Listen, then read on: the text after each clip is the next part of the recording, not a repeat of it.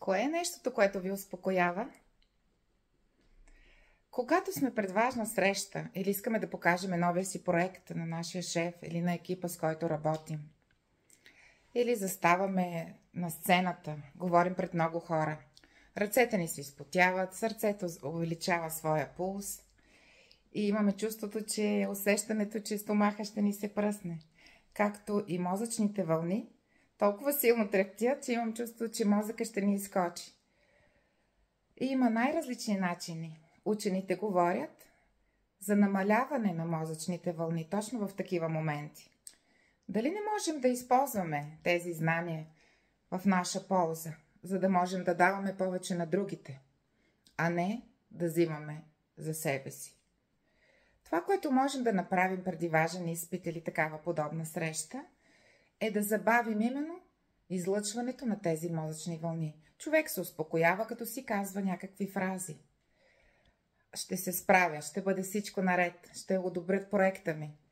Или ще дам по-голяма стойност на другите. Ето защо има най-различни техники и най-различни начини.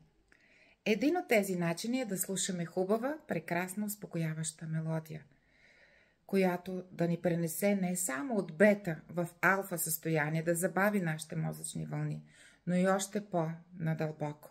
Можем за секунди, ако пожелаем, да преминем в тета състояние. Тогава мозъчните вълни се забавят между 4 и 8 Хц.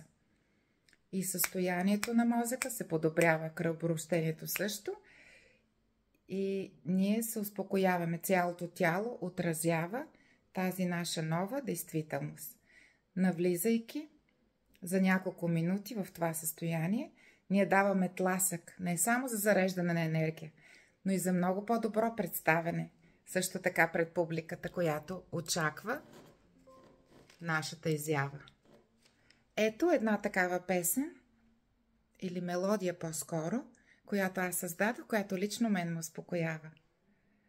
Приятно слушане, мили приятели, и много ви благодаря.